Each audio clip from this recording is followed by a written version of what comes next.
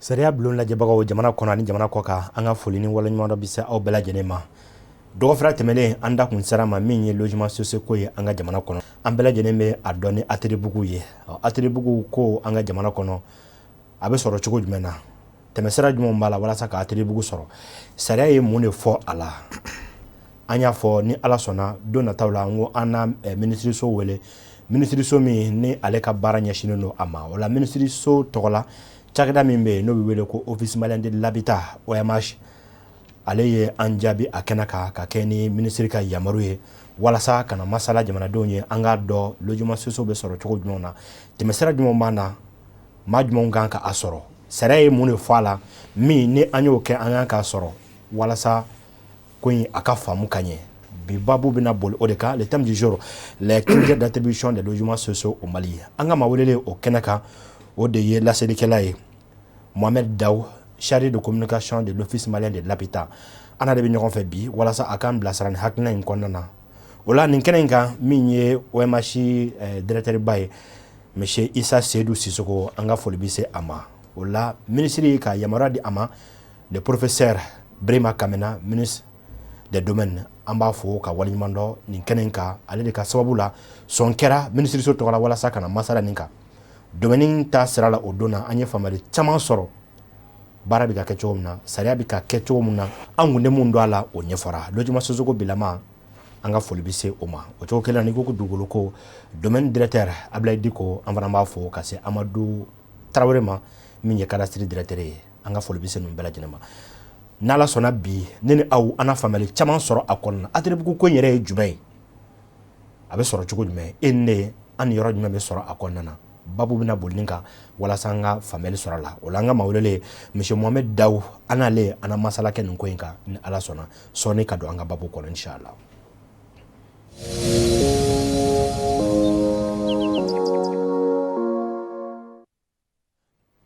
Kuma lasela n'an ko le chargé de communication OMH an b'i fɔ k'i waleɲuman dɔn i sɔnni na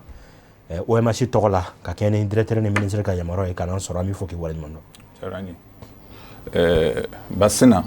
i suntura ka an lamɛnba jɛkulu ani an lamɛnba jɛkulu bɛɛ lajɛlen fo ni wagati in na o kumana an bɛ dugawu kɛ Ala ka an bɛn sababa ma an bɛna na kuma minnu fɔ Ala ka a kɛ kuma barikamaw ye Ala ka kumaw Ala ka faamuyali ɲuman di an bɛɛ lajɛlen ma ka aw fo hali bi aw ka wulikajɔ la o kumana a diyara an ye o kumana kana aw ka wele k'a jaabi an bɛ aw ka bila la waati kɔni koronnen don nka ni Ala sera ka ani an lamɛnbaw ani an filɛlibaw garisɛgɛ kibaruya minnu na an na olu fɔ ɲɔgɔn ye ni Ala sɔnna a diyara n ye ka kɛ ni waati yɛrɛ teliya ye an b'a fɛ ka dɔn n'a fɔra ko Logements Sociaux Mali la yan nɔ jango an minnu ma kalan an b'a dɔn de ATTRIBUTION la hakilina in nana cogo jumɛn na Logements Sociaux yɛrɛ ye mun de ye o ɲininkali o diyara n ye mais ɲani ka don kuma na bari kuma ka gɛlɛn n bɛ hakɛto ɲini kɛ ka lase an lamɛnba jɛkulu ani an filɛba jɛkulu bɛɛ lajɛlen ma k'a fɔ i y'a fɔ cogo min na kuma daminɛ na ministre so min ni o ɲɛsinen don soko ma an ka jamana kɔnɔ ani duguba ani yɔrɔ sigicogo ɲuman o ma o ka yamaruya kɔnɔ ani ka fara ne yɛrɛ bɛ baara kɛ cakɛda min na ni o ye Office Malien de l'Habitat ye olu ka yamaruya kɔnɔ ko an kana walawalali kɛ ka fɛsɛfɛsɛli kɛ ka ɲɛsin jamanadenw ma o kumana o yɔrɔ la ka sanga ni o ye ni fili min ni o yera kuma kɔnɔ ka hakɛto ɲini kɛ mɔgɔw fɛ ka dɔn k'a fɔ o tɛ ministre ka fili ye o tɛ Office Malien de l'Habitat o ɲɛma o ka fili ye o ye ne ka fili ye o kumana n bɛ o hakɛto ɲini kɛ ka ɲɛsin an lamɛnba jɛkulu hali bi ko kura ani an filɛba jɛkulu ma Logements Sociaux i yɛrɛ y'a fɔ i ka ɲininkali kɔnɔ ko la ko jumɛn de don Logements Sociaux walasa ka kuma surunya o ye jamana ɲɛmɔgɔ ka hakilina talen ye walasa seba ti mɔgɔ minnu ye walima maa minnu ka sɔrɔ ti a to ni u y'u ka musaka gɛlɛnw bɔ u ka sɔrɔw la k'a fɔ k'u bɛ bilan kɔrɔ kɛ ka taa dugukolo san k'a fɔ to k'u bɛ so jɔ o fana o de nana ni o hakilina ye jamana ɲɛmɔgɔw ye hakilina ta k'a fɔ logements sociaux yɛrɛ y'a fɔ cogo min na ni dɔw b'a fɔ a ma ko ATTbugu ka a ko do bɛrɛ la walasa minnu ka sɔrɔ man bon kosɛbɛ n'a n'u ka musaka gɛlɛnw bɔra sɔrɔ la bilankɔrɔ wɛrɛ tɛ se ka sɔrɔ bilen k'i bɛ taa ka taa dugukolo san o fana k'a fɔ ko i bɛ yɔrɔ jɔ o fana dabɔlen don minnu ka sɔrɔ ma bon kosɛbɛ ka se ka kundɔyɔrɔ ɲini ka di olu ma o ye jamana ɲɛmɔgɔ ka hakilina ye logements sociaux ko in na ni o de ye ATTbugu in ye i y'a fɔ cogoya min na walasa sodenw jamanadenw o bɛ se ka yɔrɔ sɔrɔ kundɔyɔrɔ sɔrɔ cogo min na nɔgɔya la n'i y'a jate minɛ teliya la k'o ɲininkali k'o jaabi i bɛ taa sɔrɔ so ninnu olu bɛ jɔ musaka min na i bɛ taa sɔrɔ musaka sigiyɔrɔma 100 sarada o 100 sarada la jamana ka tali ye sigiyɔrɔma 50 ye a la o ye jamana ka niyɔrɔ ye a la o fana tɛmɛlen kɔ a bɛ jɔ kɛnɛ min kan n'an b'a fɔ a ma ko terrain walima parcelle jamana de fana a bɛ o di falaki la fu la o kumana i b'a ye k'a fɔ logement ko jamana ɲɛmɔgɔw bɛ ka nɔgɔya camanba kɛ walasa jamanadenw bɛ se ka kundɔyɔrɔ sɔrɔ cogo min na sɔn nɔgɔya la i b'a ye k'a fɔ fɛnɛ u bɛ min yɛrɛ sara u bɛ dɔɔnin dɔrɔn de sara bari sabu a fanba bɛɛ lajɛlen kɛnɛ min bɛ di n'o a ka jɔ o kan ani nafolo kasabi yɛrɛ min fɛnɛ ni o bɛ don a la donc 100 sarada o 100 sarada la jamana ɲɛmɔgɔ jamana ka bɔlen a la o ye 50 ye a la suntura donc n bɛ se ka jaabi min di o yɔrɔ la fɔlɔ yan'an ka taa ɲɛfɛ o ye o ye. o diyara n ye an bɛ fo walawalaliko ɲuman na o kɔfɛ ni logements sociaux n'u jɔra ni o ye ATTbugu ninnu ye n'u jɔra sisan a bɛ di maa o ma ni yamaruya jumɛnw ye critères jumɛnw b'a la condition ba jumɛnw b'a la walasa maaw ka se ka sɔrɔ jɔn n'a ka kan. o fɛnɛ o ɲininkali o ye ɲininkali nafamanba ye o ye ɲininkali barikamanba ye kosɛbɛ mɔgɔ o mɔgɔ n'i ye jamanaden ye n'i ye maliyɛn kɔni ye i ni logements sociaux walima ni dɔw k'a ma ATTbugu mais ni bɛɛ lajɛlen i n'a ka kan nka i y'a fɔ cogo min na ɲɔ bɛ ɲɔ bugu nka takan b'a la o la i b'a jateminɛ k'a fɔ logement a bɛ dili o dili kɛ ministre min bɛ yen ni o ɲɛsinen don sokow ma an ka jamana kɔnɔ ale de bɛ sɛbɛn bɔ ka fɛsɛfɛsɛli kɛ k'a fɔ nin ni nin i kan ka nin hakɛw dafa walasa i ka logements sociaux i k'a sɔrɔ walima i k'a ɲini n'an b'a fɔ o ma ko critères o critères la critères bɛ se ka yɛlɛma mais a mana yɛlɛma cogo o cogo bakurunba la n y'a fɔ cogo min na kuma daminɛ na walasa i ka logement i k'a ɲini walima k'a fɔ i k'a sɔrɔ i ka kɛ maliden ye mali jamanaden dɔ ye o y'a dɔ ye a dɔ fana ye fɛn min ye sɔrɔ ka kɛ i la musaka kɛ i bolo min b'a to kalo mana sa ayiwa i bɛ kalo sara min ni i bɛ o sara o bɛ bila waganden min kɔnɔ o ka k'i bolo walasa ka se ka kalo sara ni k'a sara a sara cogo la walima dɔw yɛrɛ fɛnɛ bɛ yen i bɛ taa sɔrɔ dɛsɛbaatɔw de don o fana cakɛda min bɛ yen ni o ɲɛsinnen don an ka hadamadenya ɲɛtaako sabatiliw ma olu bɛ se ka a danganiya k'a fɔ se tɛ nin ye dɛsɛbaatɔ don minisiri min ɲɛsinnen don sokow ma o bɛ se ka yamaruya ta k'a fɔ se tɛ maa minnu ye nin sigiyɔrɔma da hakɛ nin na o kumana so dɔ ka di nin maa hakɛ ninnu ma se tɛ maa minnu ye n'a yera k'a fɔ k'a sabati a kan développement social mɔgɔw ka lajɛli kɔfɛ k'a fɔ tiɲɛ yɛrɛ la se tɛ nin ye o ye a dɔ ye a dɔ fana ye min ye o ye k'a fɔ logements sociaux ni i b'a ɲini o k'a sɔrɔ a ɲɔgɔnna so t'i i bolo i ma deli ka a ɲini i ma deli ka don a ɲɔgɔnna so dɔ kɔnɔ n'a sɔrɔ a bɛ e bolo sisan san dɔ tɛmɛlen ta e y'a sɔrɔ san wɛrɛ ta walima san wɛrɛ kɔta ta ni ala y'o jira an na a man kan tun e k'a fɔ i bɛ logements sociaux k'i bɛ a ɲini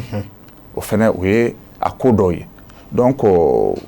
hakɛ wɛrɛw bɛ a la mais hakilina kɔni ye min ye walima kuma bakuruba ye fɛn min ye o ye k'a fɔ maa minnu n'a ka kan a kan ka ɲini cogo minnu na ministre min ɲɛsinen bɛ sokow ma o dantigɛliw ni dili bi kɛ ɲinini bɛ kɛ waati o waati o de bɛ sɛbɛn bɔ ka o faranfasiya ka o latigɛ mais an ye nin minnu fɔ nin ye nin ye a kumaba dɔw ye maa minnu n'a ka kan walima mɔgɔ minnu bɛ se ka a ɲini a diyara n ye bi n'an ko ko Logements Sociaux ATTRIBUTION a ka faamu la lajɛbagaw kulu jumɛn bɛ yen nɔ ni o b'a di parce que a bɛ kan hakili la k'a fɔ n'a fɔra dɔrɔn ko office malien de l'habitat anw yɛrɛ kɔni bolo aw de bɛ so ninnu di maaw ma yala a b'aw ka bolo kan directement walima jɛɲɔgɔnya baara wɛrɛ b'a ni mɔgɔ wɛrɛw cɛ n'olu bɛ don a kɔnɔ walasa ka so ninnu di mɔgɔw ma. Tabarikala Suntura i ka nin ɲininkali nin diyara ne yɛrɛ ye kosɛbɛ bari sabu ne e yɛrɛ tuma nin ɲininkali in kɛ anw yɛrɛ office malien de l'habitat tɔgɔ la ani ministre so yɛrɛ tɔgɔ la anw tun n'a ɲini ka an da se nin yɔrɔ nin ma ka a walawala bari sabu n'i y'a ta k'a lajɛ so ninnu dili a kuma walima a kɔfɛ kuma caman bi fɔ a kɔnɔ bon an b'a jigi k'a fɔ kuma minnu bi fɔ a kɔnɔ a dɔw ye mɔgɔ dɔw fɛ bon n t'a dɔn walima bon kibaru jɔnjɔn t'i bolo o fana k'i ka ɲininkali k'a jaabi o ka jɛya bɛɛ ma bi k'o perepere tigɛ bɛɛ lajɛlen ma bi k'o sɛbɛntiya bɛɛ lajɛlen ye ka nɔgɔ bɔ o kuma la office malien de l'habitat ni o ye OMH ye ale tɛ so di office malien de l'habitat tɛ so di o mana kɛ a ɲɛfɔ a ɲɛna ka ɲɛ n'i ye sariya sɛbɛn ta ni an b'a fɔ a ma ko décret 0351 du 8 mai kalo tile 8 san 2015 ale de bɛ kuma logements sociaux a bɛ di cogoya min na a baara bɛ don bɛrɛ la cogo min na jɔn ni jɔn n'a ka kɛ jɔn a bɛ minɛ cogo ale fɛn fɛn bɛ o sɛbɛn o de bɛ o fɔ o y'a sariya bolo o y'a sariya sunba ye décret 0351 du 8 mai 2015 PRM du 8 mai 2015 logements sociaux n'o dɔw ko a ma ATTRIBUTION k'a faamuya i b'a ye k'a fɔ n'a bɛ di jɛkulu dɔ de bɛ sigi sen kan ni an b'a fɔ ma ko commission d'attribution o de bɛ sigi sen kan o commission d'attribution in i b'a ye k'a fɔ fangabolo minnu bɛ an fɛ yan olu caman bɛɛ lajɛlen ka lasigiden dɔ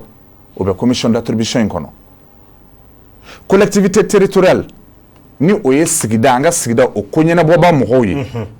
olu ka mɔgɔ bɛ commission d'attribution kɔnɔ société civile olu ka mɔgɔ bɛ commission d'attribution kɔnɔ banques fɛnɛ ni o warisobonw ye banques fana ani baara in tɛ se ka taa mɔgɔ o mɔgɔ kɔ n'an b'a fɔ ma ko partenaires olu bɛɛ lajɛlen ka lasigiden bɛ commission d'attribution kɔnɔ o commission d'attribution ale ka baara ye jumɛn ye ni tabale gosira n'a fɔra ko logements sociaux bɛ ko a kan ka di walima mɔgɔw kan k'a ɲini a tɛ kɛ dogo la dɛ ministre min bɛ soko kunna ni a ye yamaruya di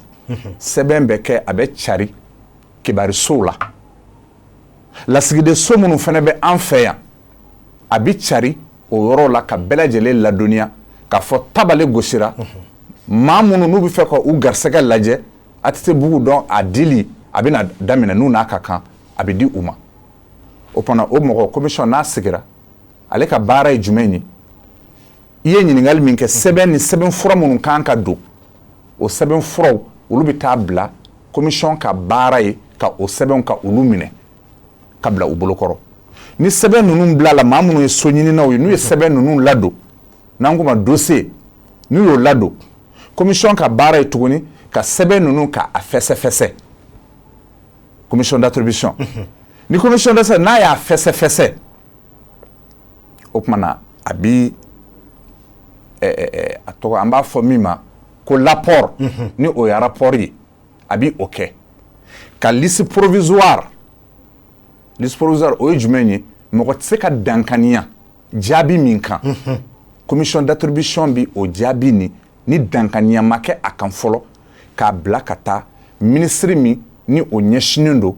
soko ma an ka jamana kɔnɔ ka taa di o ma n'a taara di o fɛnɛ ma k'a fɔ anw ye an ka baara kɛ anw kɔni bolo an ma dankaniya kan kosɛbɛ nka anw bolo ninnu ni a ka kan minisiri fɛnɛ a bɛ taa n'a ye kuluba laadala tɔnsigi minnu bɛ kɛ yen araba o araba n'an ko a ma ko conseil des ministres minisiri min ɲɛsinen do sokow ma a bɛ taa n'a ye jamanakuntigi ɲɛkɔrɔ minisiri ɲɛmaa ɲɛkɔrɔ a yɛrɛ bɔɲɔgɔnko tɔ minnu bɛ a tɔɲɔgɔn minisiri minnu bɛ yen ka olu ladɔnniya k'a fɔ commission d'attribution ye a ka baara kɛ baara jaabiw filɛ ni o de kɛra ka ban waati min jaabi laban n'an b'a fɔ o ma ko liste définitive o tumana minisiri min ɲɛsinen do sokow ma o tumana a bɛ sɔrɔ ka jaabi labanw a bɛ olu bɔ o tumana o bɛ cari o bɛ nɔrɔ o kan ka cari yɔrɔ min na o kan ka bila yɔrɔ minnu na minnu n'a ka kan ala ye minnu garisɛgɛ don a la u bɛ taa ka taa u tɔgɔ la ni tɔgɔ yera o la tabarakala ala ye garisɛgɛ so la ni tɔgɔ ma ye a la o la an bɛ dugawu kɛ ala k'an fa si la waati nataw la ni tabale gosira tun k'a fɔ dili wɛrɛw bɛ yen i bɛ se ka taa i bɛ t'i garisɛgɛ lajɛ donc ni kuma kɔnɔ i b'a ye k'a fɔ office malien de l'habitat OMH a tɛ so di office malien de l'habitat ka baara ye fɛn fɛn ye papier ko ye a ko la Bamakɔ kɔnɔ yan n'an b'a fɔ o ma ko secrétariat ani a machine kow a biki kow a encre ko dɔ ka commission dɛmɛ a ka baara la ka minɛn di u ma ka baara kɛ minɛn d'u ma u ka se u ka baara kɛ ka ɲɛ cogo min na office malien de l'habitat ka baara ye nin de ye office malien de l'habitat OMH ka baara tɛ daminɛ pere coyi ni so dira ka ban de ko jaabi bɔra mɔgɔ minnu ni a ka kan minisiri min ni o ɲɛsinen do sokow ma o fana commission d'attribution ye sɛbɛn min bila ka taa ni maa tɛ se ka danganiya a kan fɔlɔ ani ka rapport k'o d'a kan ka taa minisiri mana conseil des ministres kuluba laadala ɲɔgɔn min bɛ kɛ ka olu fana ladɔnniya ka bɛɛ bɔ a kalama jaabi min mana bɔ o kɔ ala ta kɔfɛ jaabi wɛrɛ tɛ o kɔ ni o de banna office malien de l'habitat ka baara bɛ sɔrɔ ka daminɛ o baara dɔ o ye jumɛn ye o ye ka wele bila mɔgɔw ma ala ye minnu garisɛgɛ a la a ye na sɛbɛn ka d'i ma k'a fɔ sisan an b'a fɔ o ma ko notification ka a jɛ i ye k'a perepere tigɛ i ye o fana nin so in i ni a ka kan ala ye i garisɛgɛ don a la n'i y'o sɔrɔ notification o de bɛ kɛ sababu fɛnɛ ye i ka taa SOMAGEP la ani EDM na i ka jiko ani i ka kuranko ka taa o ɲinini kɛ ni o sɛbɛn ye n'o fana tɛmɛna ka bɔ yen office malien de l'habitat ni contrat signé n'an b'a fɔ ma ko acte notarié k'a fɔ san 25 bɛnkan bɛ an ni ɲɔgɔn cɛ so in a luwanze i b'a sara o fana an b'a fɔ ma location vente o bɛ signé acte notarié i b'i bolonɔ bila o sɛbɛn na office malien de l'habitat bɛ wele bila tun maa minnu ye yɔrɔ in sɔrɔ ala ye maa minnu garisɛgɛ logements sociaux la walima ATTRIBUTION la o fana u bɛna ka n'u bolonɔ bila o sɛbɛn na o fana suntura n'i ye kuma faamu i b'a ye k'a fɔ kuma caman bɛ fɔ i yɛrɛ y'a faamu sisan k'a fɔ commission de bɛ sigi sen kan commission dili kɛra a bɛɛ la commission de bɛ sigi sen kan jamana ɲɛmɔgɔw fɛ o yɛrɛ commission min bɛ sigi n y'a fɔ fangabulon minnu bɛ an fɛ cakɛda minnu bɛ yen ani an ka dugu sigidaw koɲɛnabɔbaw société civile collectivité olu bɛɛ ka nɔrɔbila maa dɔ bɛ a ko kɔnɔ ka sɛbɛn ninnu minnu y'a ɲini k'a bila k'a fɛsɛfɛsɛ k'a lajɛ k'a fɔ e n'a ka kan i bɛ hakɛ dafa walima i tɛ hakɛ dafa n'o kɛra n'a taara minisiri fana fɛ min ɲɛsinnen bɛ sokow ma ale fana tɛ jaabi bɔ ten dɛ a bɛ taa kuluba faama sigiyɔrɔ la a bɛ taa n'a kuma ye a bɛ taa ɲɛfɔ o kumana i b'a ye k'a fɔ fɛn do dogo ni dogo tɛ a ko la a ko dankɛnɛmayalen do a ko jɛyalen do donc o kumana bɛɛ lajɛlen ye a dabɔ kun ye o ye a faamuna ni eta in tɛ bi an kuma nin faamu an y'a kɛ dɔrɔn office malien de l'habitat n'o OMH ye ale ni ministre so u bɛ fara ɲɔgɔn kan dɔrɔn ka baara in kɔni kɛ mɔgɔ bɛ na n'u ka papier ni eta in tɛ an kun bolo o de don tabarikala a diyara n ye mais i da sera a ma sisan ko san 25 donc o ye a bɛɛ de ye ni so dir'i ma fɔ san 25 ka sɔrɔ i b'a kɛ i ye ɲininkali dɔ fɛnɛ kun kɛ ko i kan ka hakɛ jumɛnw dafa ka se k'a sɔrɔ o hakɛ dafaw fɛnɛ kɔnɔ i b'a ye musaka dɔ bɛ yen o fana o kan ka i b'o bila so musaka ou bien a sɔngɔ hakɛ musaka dɔ bɛ jate minɛ n'a sɔrɔ F3 do walima F4 do musaka dɔ bɛ jate minɛ i bi o bila i ka waribon mais wari bɛ mara yɔrɔ min na i bi o bila o kɔnɔna o fana o y'a dɔ ye donc kɔrɔ ale o wari tɛ di OMH yɛrɛ ma o wari tɛ di aw yɛrɛ ma bolo la o bɛ bila compte an b'a fɔ ko apport personnel o de la n ko fɛnɛ ayiwa i ka ɲininkali dɔ in tɔ la hali bi walasa ka ɲini ka so ɲini ayiwa a sariya dɔ fɛnɛ ye fɛn min ye i ka waganden jira walima i ka waribila so jira i y'o fɔ i ka wari bɛ bila min kɔnɔ walasa kalo sa fɛnɛ donc ni kalo sara kalo sara bɛ se ka tigɛ cogo min na o kun ye jumɛn ye o ye k'a fɔ e y'a sɔrɔ cogo min na ni i ka hakɛ sara k'a jɛya a bɛ kɛ sababu fɛnɛ maa minnu bɛ yen ni olu m'a sɔrɔ yɔrɔ kura yɔrɔw bi jɔ jamana ɲɛmɔgɔw ka dɛmɛ kɔnɔ an'olu ka hakilina kɔnɔ minnu m'a sɔrɔ k'a di olu fɛnɛ ma a diyara n ye an bɛ fo o la an ka waati ni a taabolo kama an b'a fɛ k'a dɔn intervalle min bɛ di ka dabɔ ni so dir'i ma bi san hakɛ joli bɛ yen i b'o kɛ walasa ka a sara n y'o de fɔ kuma la sisan san 25 location vente contrat kɔnɔ i b'a sara dɔɔnin san 25 o kɔrɔ b'a jira k'a fɔ fo ka taa fɔ san 25 n'an k'an b'a fɔ a ɲɛ kan walima kuma ma surun na n'o o ma dafa yɔrɔ tɛ e ta ye a bɛ y'a fɔ i bɛ luwanze la a kɔnɔ o de la n ko dɔn jamana ɲɛmɔgɔw ye a jɔ de k'a di walasa mɔgɔw bɛ se ka kundoyɔrɔ sɔrɔ et puis ka suturayɔrɔ sɔrɔ ka a nɔgɔya u bolo a diyara n ye donc ni san 25 banna gɛlɛya ma don a la i sera k'a bɛɛ sara ni sera k'a bɛɛ sara o la titre foncier maintenant o kumana o ko fɛnɛ sɛbɛn o bɛ labɛn i ka yɔrɔ a kɛra i ta ye a diyara n ye aw sababu la bi an ye nin dɔ ka bɔ a kibaru bɛɛ lajɛlen kalama gundoko min b'a la n y'o bɛɛ lajɛlen dɔ bi o kɔfɛ sisan ni so in bɛna minɛ i la comme an delila ka o ka dɔw ye so bɛ minɛ i la ni dawuliya jumɛnw ye walasa k'i sen bɔ a la pewu mun ni mun bɛna n'o ye la condition de retrait ou la cause de retrait ayiwa suntura i ka o ɲininkali fɛnɛ o ye ɲininkali belebele ye o fɛnɛ ye ɲininkali barikaman dɔ ye wale dɔw bɛ yen nin nɔ ni ala y'i garisɛgɛ yɔrɔ in na a man kan tɛ fiyewu i ka o wale ninnu i ka olu kɛ o wale ninnu n'i ye o kɛ o bɛ se ka kɛ sababu ye ka so ka a minɛ e la k'a di mɔgɔ wɛrɛ ma o wale dɔ ye fɛn jumɛn ye sariya yɛrɛ kɔnɔ n ye sariya kumaba min fɔ kisɛ kumaba min fɔ sisan ni o ye décret 0351 PRM du 8 mai 2015 hali kalo kelen juru a yɛlɛli i kana sarabaliya ATTbugu ninnu so kɔnɔ sariya a kan ka minɛ i la ni kalo kelen juru yɛlɛli la o ye dɔ ye kalo kelen juru dɔrɔn dɛ so kan ka minɛ i la so bɛ se ka minɛ i la sira jumɛn fɛnɛ fɛ ala y'i garisɛgɛ yɔrɔ la nka e ye kalo 3 kɛ i ma taa so in kɔnɔ so in kan ka minɛ i la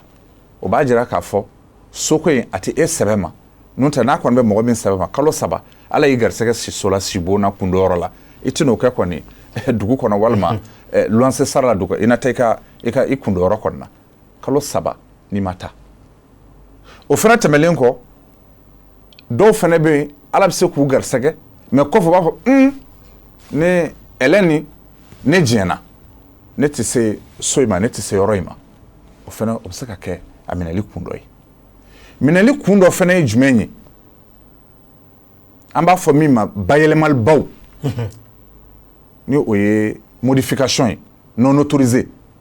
ka sɔrɔ ka yɛlɛmaliba kɛ ka sɔrɔ a yamaruya ma d'i ma sariya yɛrɛ bɛ mun fɔ